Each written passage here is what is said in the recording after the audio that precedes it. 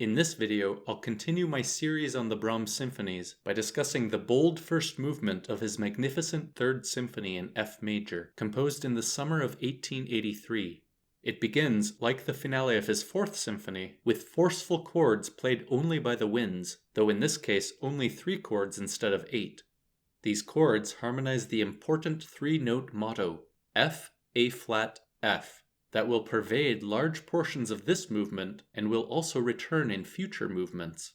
We can see its importance already on the first page as it boldly announces the opening theme played by the violins, but accompanied by this same 3-note motto in the bass.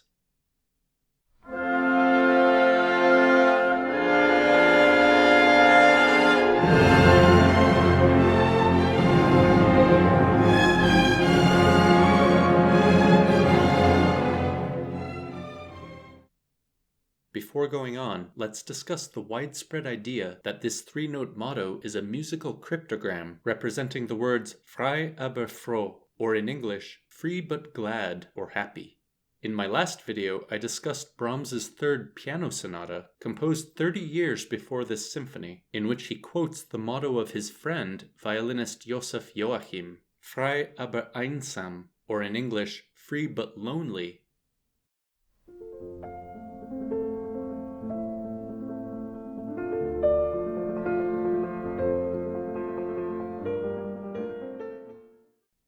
And there's ample historical evidence that this was his actual personal motto, and that it was intentionally used as a musical cryptogram, most famously in the so-called FAE sonata for violin and piano, collaboratively composed for Joachim by Brahms, Schumann, and the other guy people always forget. The idea that Brahms adopted his friend's motto, but changed the lonely to glad, and that 30 years later he weaved it musically into his Third Symphony, comes from only one source, his friend and biographer Max Kalbeck, who didn't provide much convincing evidence for this claim. Even so, this has become accepted lore, and we see it in nearly every program note about this symphony. Anyone further interested in this topic should read this article that questions the validity of this narrative. But whether or not we accept the cryptogram idea, everyone can agree that the A is actually an A flat, which is interesting for a symphony in F major, since A flat is part of an F minor triad. This means the theme begins with an F major chord, immediately followed by an F minor chord, then a D flat major chord, the 6th chord of F minor, and finally a diminished 7th chord, giving this otherwise heroic opening theme an uneasy turbulence.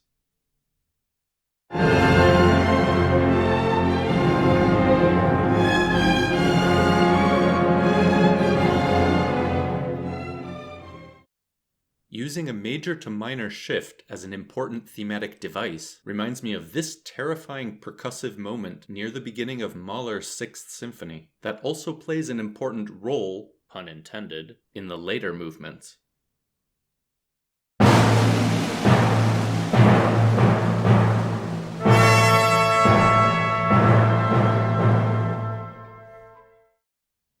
But it also reminds me of earlier pieces, like Schubert's final G major string quartet, that immediately shifts from G major to G minor in its opening bars.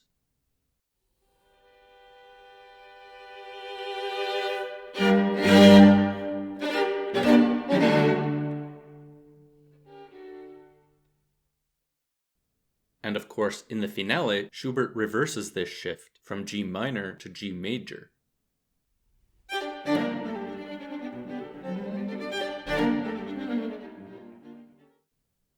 And while I'm talking about Schubert comparisons, notice that these 3 initial Brahms chords, first the tonic, then a diminished 7th chord to include the A flat, and then back to tonic, are the same chords that open Schubert's C major string quintet.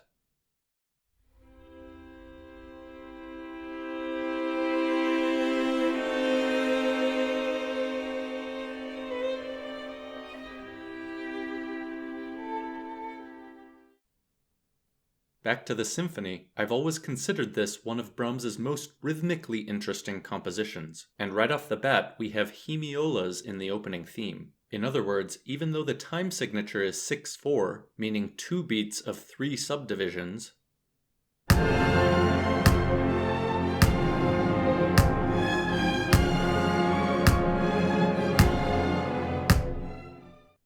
It's easy to hear it instead as 3 beats of 2 subdivisions, at least until the next page when the actual duple meter becomes obvious.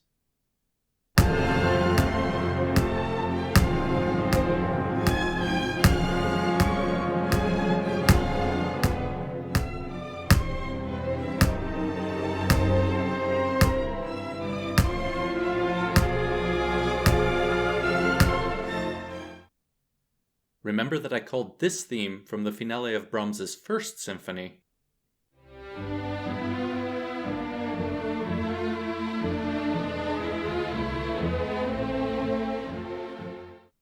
The Beethoven theme because of its similarity to the Ode to Joy theme from Beethoven's Ninth Symphony.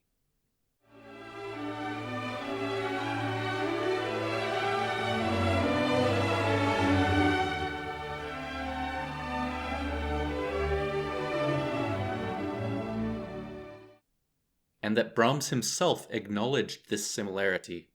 In Brahms's Third Symphony, I find it nearly equally obvious that the distinctive rhythm and metric ambiguity we just heard in this opening theme were inspired by the opening theme of Schumann's Rhenish Symphony, No. 3 in E-flat.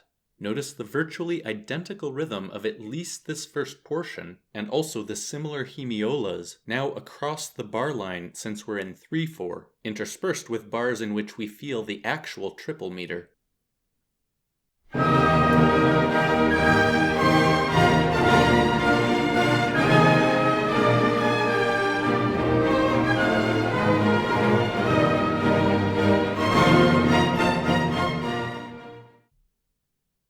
If that wasn't convincing enough, later in the recapitulation section of this Schumann movement, we hear this variant of the opening theme that's even more similar, in fact nearly identical to the Brahms theme. The opening falling fourth then morphs into the opening falling fourth of the second theme of this movement on the next page.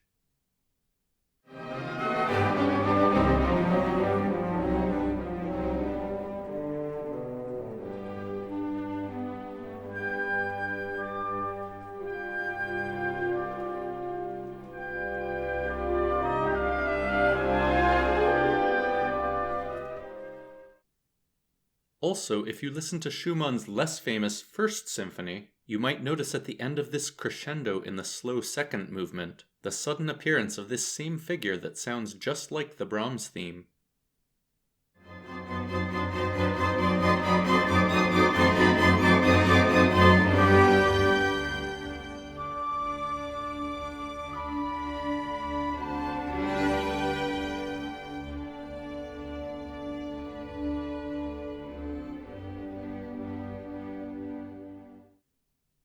Back to Brahms, from now on I'm calling this opening theme the Schumann theme, and as you finally hear the rest of it, notice that on this second page, it's amazingly accompanied by 3 additional entries of the orange motto, now with an extra note at the end, and now in rhythmic diminution, so twice as fast, entering in C minor, the original F minor, and B flat minor, somehow all harmonizing this F major theme. Notice also that this final B-flat minor entry is syncopated, entering a quarter note's duration later than expected.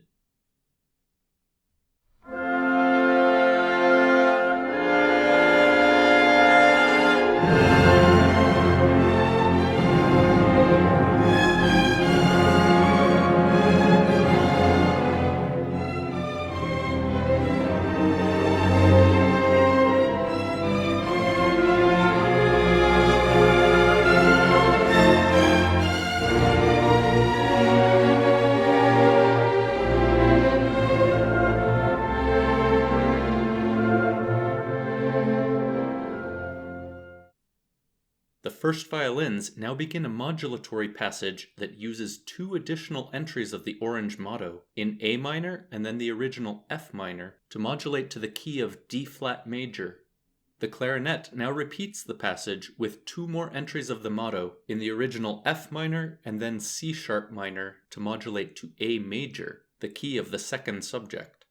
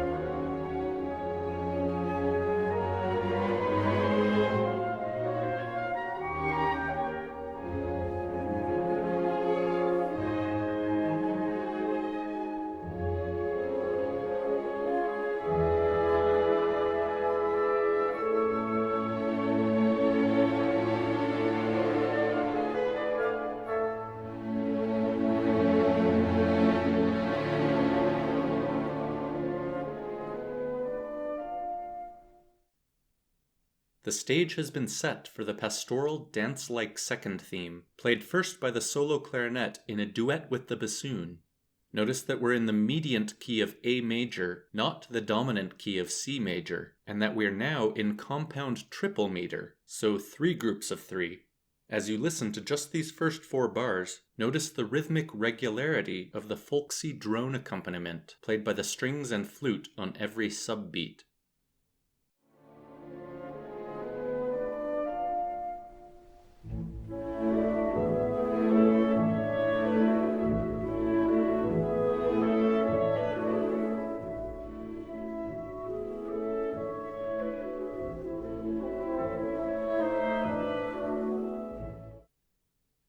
Despite this regular pulse of the drone accompaniment, this theme has fascinating metric quirks and seems almost improvised. I like to think of it as a mini-theme in variations, with this first bar as the mini-theme. So in the next bar, this final portion speeds up, followed by a confusing pump fake of the beginning of the theme on the wrong beat, followed by the real entry also on the wrong beat but in the other direction. However, since the rhythm of this portion is altered, it ends up metrically back on track by the end of the bar. We finally hear a much more varied version of the opening, and a slowed down version of this ending figure, now with an added chromatic note. The theme repeats on the next page with fuller orchestration, but now with this sped up portion becoming the counterpoint in the next bar, and with the slowed down portion suddenly shifting to staccato articulation at the end, with this whimsical extra note that sounds more like a grace note in most performances. Notice also that the lower part of the duet is now far more complex, with the same type of variation. For example, this portion is first varied rhythmically and compressed by a quarter note's duration, and then enters note for note the same, but twice as fast.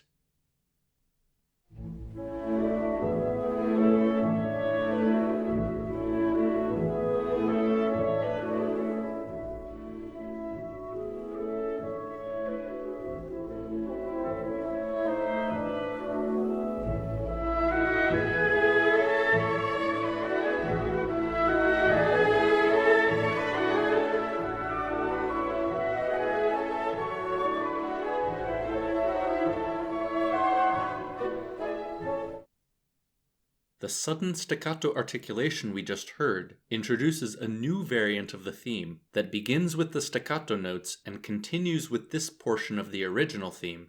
I'm highlighting this initial portion red because this is the famous Brahms symphony motif I've mentioned in multiple prior videos.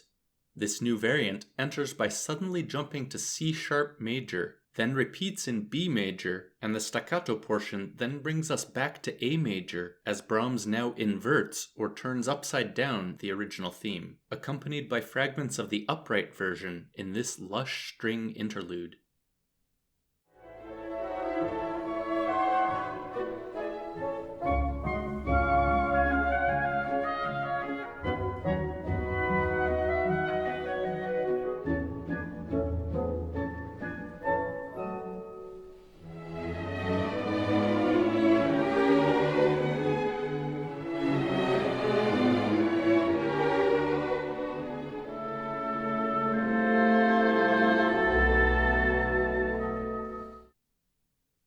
We just heard the return of the orange motto in A minor, foreshadowing that the exposition section is about to end in A minor, and we've also switched back to 6/4 time, but notice that for the entire remainder of the exposition section after this rest, we perceive the meter as having shifted to the left by 1 quarter note, so it seems like these upward and downward arpeggio figures are entering on the beat. There's no obvious closing theme, just these arpeggiated figures and 2 more entries of the orange motto, also shifted to the left. Soon a crescendo begins, and the shifted groups of 3 suddenly become rhythmically jarring groups of 2. The confusion is resolved when the shifted groups of 3 return, now significantly varied and firmly in A minor, accompanied by 2 more entries of the orange motto, but now with an iambic rhythm, so long, short, long, short, long, short, long, short. This new rhythmic variant is reminiscent of the main theme from the first movement of his first symphony.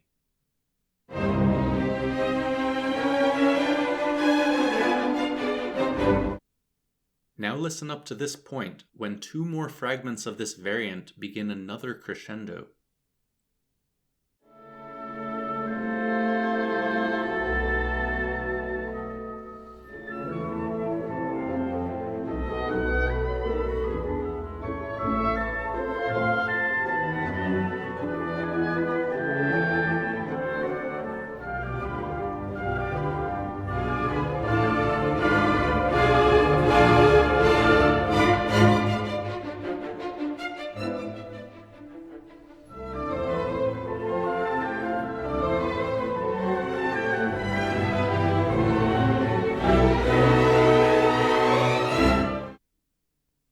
This crescendoing upward chromatic scale leads to the final and angriest version of these groups of three, with the shifted meter now emphasized by sforzato markings. More chromatic scales culminate in two final forceful figures in contrary motion, but notice that reorienting the listener to the true downbeat in the final bar requires this confusing, unexpected, and jarring extra note. The true downbeat is re-established with another pump fake, this time of the orange motto, introducing the full orange motto when the exposition section repeats.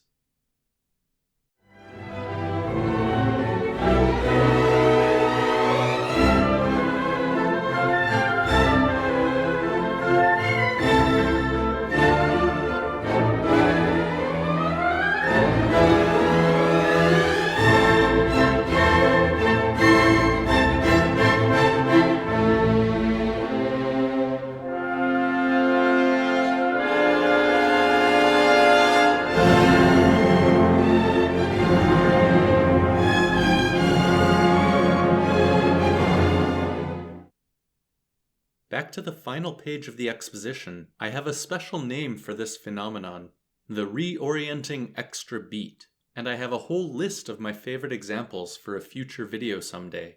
I already discussed one of the most entertaining of these from Haydn's Opus 50 No. 1 String Quartet in this video 8 years ago, so please watch that if you haven't already. But since this video needs a Haydn tangent, let's hear another example from his Oxford Symphony, No. 92 in G, occurring in the trio section of the Minuet and Trio third movement. It begins with this syncopated horn and bassoon theme that by itself might seem to be starting on the downbeat. But with these orienting plucked downbeats from the strings, the syncopation and the true downbeats become obvious to the listener.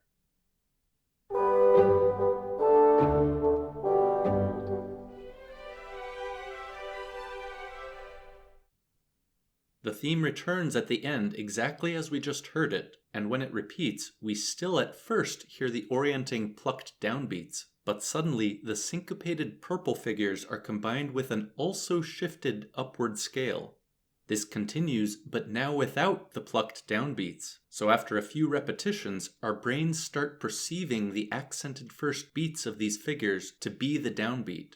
After a dramatic shifted bar of rests, the section ends with two more shifted entries, now with the green figures inverted, and we finally hear the jarring, reorienting extra beat that jolts us back to the correct downbeat for this final cadence.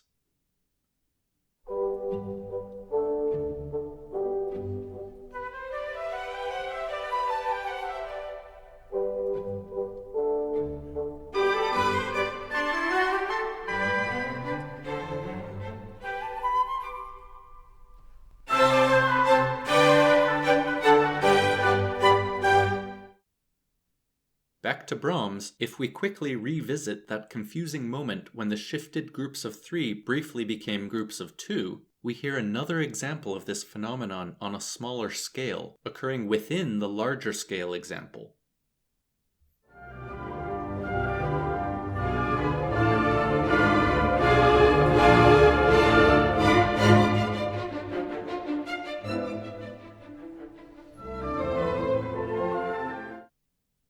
Before moving on, I should mention that my all-time favorite example of this phenomenon from any music that I included in this video 13 years ago comes from this very symphony's final movement, so stay tuned for when I revisit that moment later in this video series.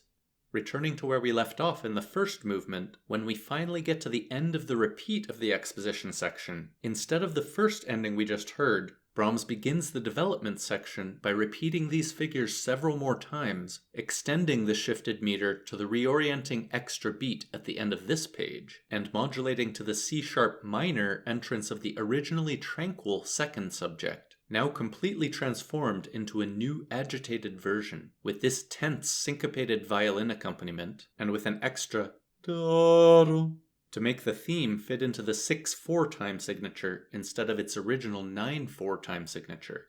Finally, notice that these menacing marcato figures are just a transformation of this whimsical legato figure from the final bar of the original theme.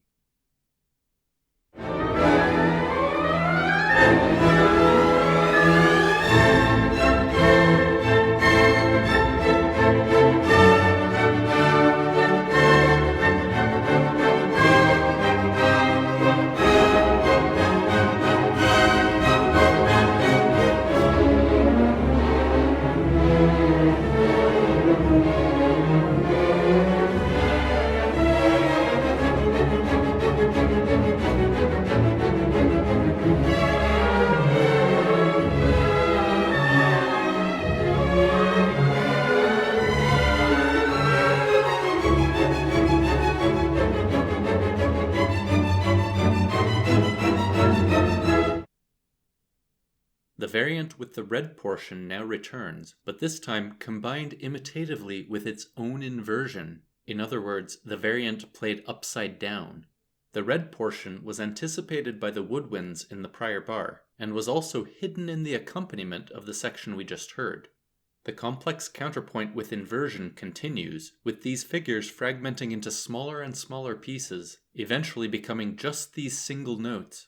This introduces the return of the orange motto, now as a gorgeous horn solo in the surprising new key of E-flat major. But notice that Brahms has now expanded it into a lyrical theme, the same kind of thematic fulfillment I discussed in the opening movement of the first symphony, when finally in the coda this other three-note motif that I highlighted purple in those videos is eventually expanded into a real theme of its own.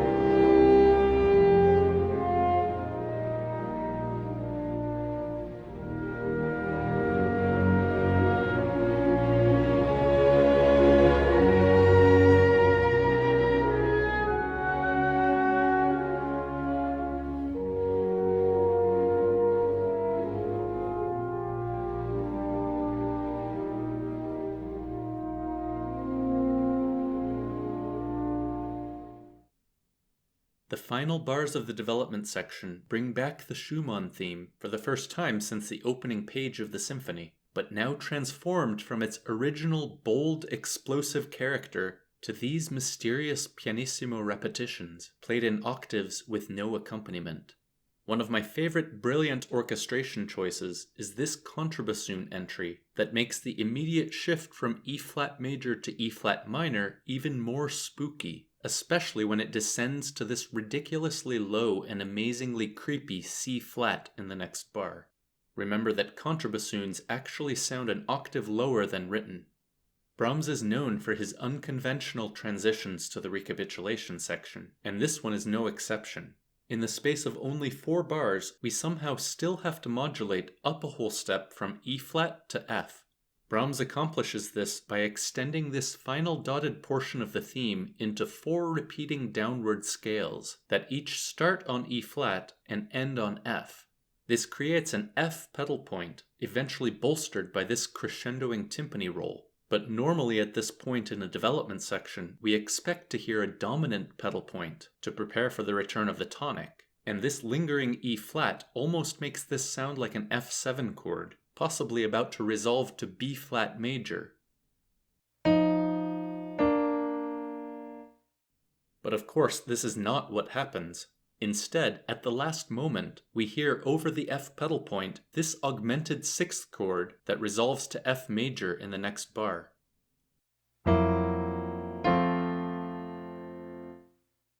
This introduces the original motto, F, A flat, F, starting with an F major chord. But even if you somehow already hear this as the strong tonic beginning of the recapitulation, probably only if you have perfect pitch, Brahms throws in one more harmonic twist when the final F is not harmonized with an F major chord, but instead with the flat 6 chord, D flat major, and the A flat is harmonized by an A flat 7th chord, the 5/7 of flat 6. A second overlapping F, A flat, F motto now begins on the D flat major chord and returns to the expected diminished 7th chord and then F major chord to introduce the recapitulation of the Schumann theme and the accompanying motto.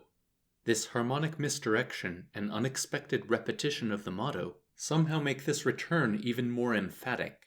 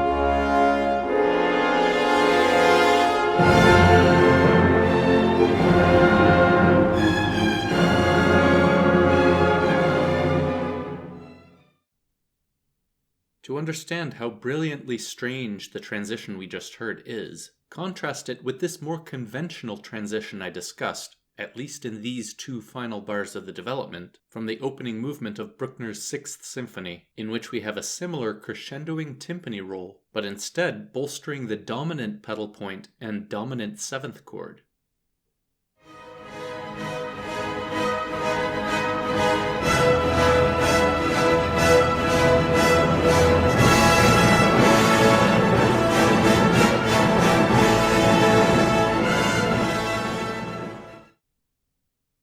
Brahms somehow strangely accomplished this same return to the tonic without ever introducing the dominant chord of C major. Remember that the dominant key of C major has been completely absent from this symphony so far, and the C major chord finally makes a brief appearance only in the coda section, which we're about to jump to. The recapitulation section proceeds mostly as expected, but modulates to D major and then D minor, instead of the original A major and A minor. I'll let you explore the many other differences on your own time, but I briefly have to mention my favorite. Recall in the exposition section when the groups of 3 confusingly became groups of 2, followed by the reorienting extra beat. When this same moment returns in the recapitulation section, the groups of 3 even more confusingly become smaller groups of 3, really groups of 1.5 subbeats, followed by the same reorienting extra beat.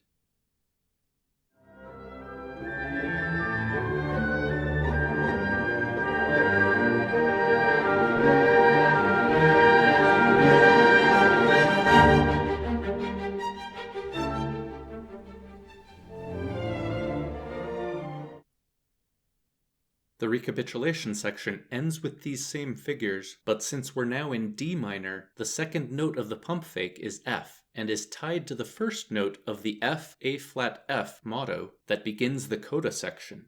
The Schumann theme now enters in F major, but the accompanying motto is now for the first time in C minor instead of F minor. For the first time in the symphony, we now have a C pedal point, most easily noticed by looking at these timpani rolls. Interestingly, the timpanist has only played F so far in this symphony, so this is the first time the other drum is required. The Schumann theme is slightly changed to fit with the new harmonization, and we finally end up with our first actual dominant C major chord.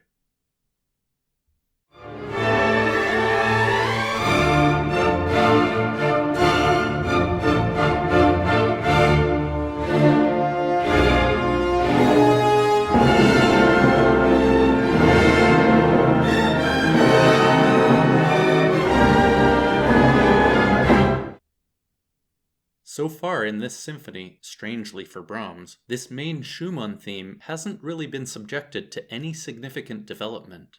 The development section, also strangely for Brahms, mostly just transformed the character and mood of all the themes. Only this red variant of the green theme received the expected Brahmsian treatment in this brief bout of complex counterpoint. However, now in the coda section, Brahms finally deconstructs this Schumann theme, using 3 different short fragments of it as contrapuntal motifs in this final exciting climax. First, the strings repeat this 4-note fragment. Here's the original theme so you can see where it comes from. It now repeats, but closer together and rhythmically out of phase, creating the same kind of hemiola rhythm inherent in the original theme. So starting on the prior page,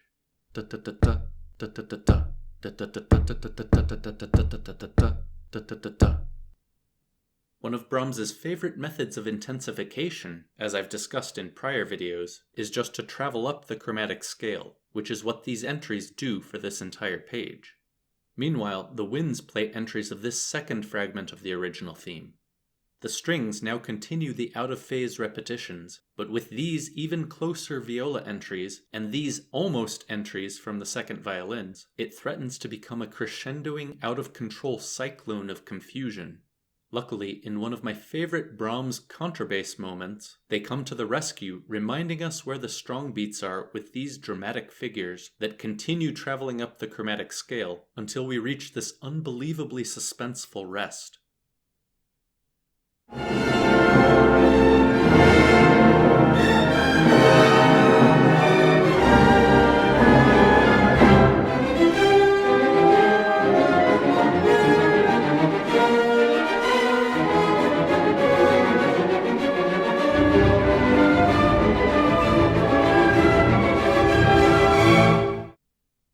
All this built-up energy is now released with these forceful entries of that second motif, but the portion sampled is slightly different from before, with the downbeats accentuated by timpani rolls and the woodwinds, with the other strings continuing to play the first motif.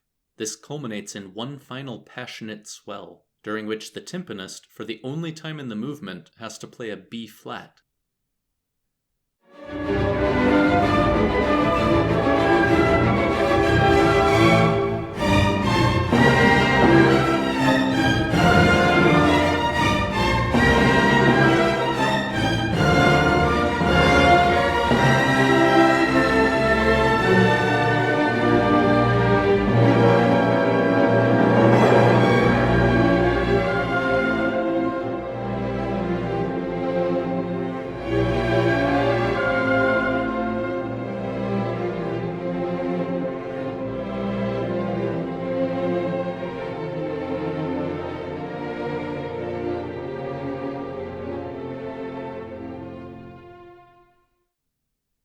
As the energy begins to die down, you'll notice these entries have morphed into those final fragments of the Schumann theme that originally also entered with their inversions. Its first 3 notes are now played more slowly and quietly to introduce the final entry of the orange motto, but accompanied by those same shifted groups of 3 from the closing portion of the exposition section. Of the many versions of the orange motto we've seen in this movement, this is the slowest, and it's harmonized by the same 3 chords that opened the movement. Because of the slow tempo, it's hard to notice this one final reorienting extra beat that introduces the final entries of the Schumann theme, the last one plucked by the lower strings. Now, to end this video, listen uninterrupted to the entire coda section of this movement that started out boldly, but that ends, like every movement of this symphony, in quiet resignation.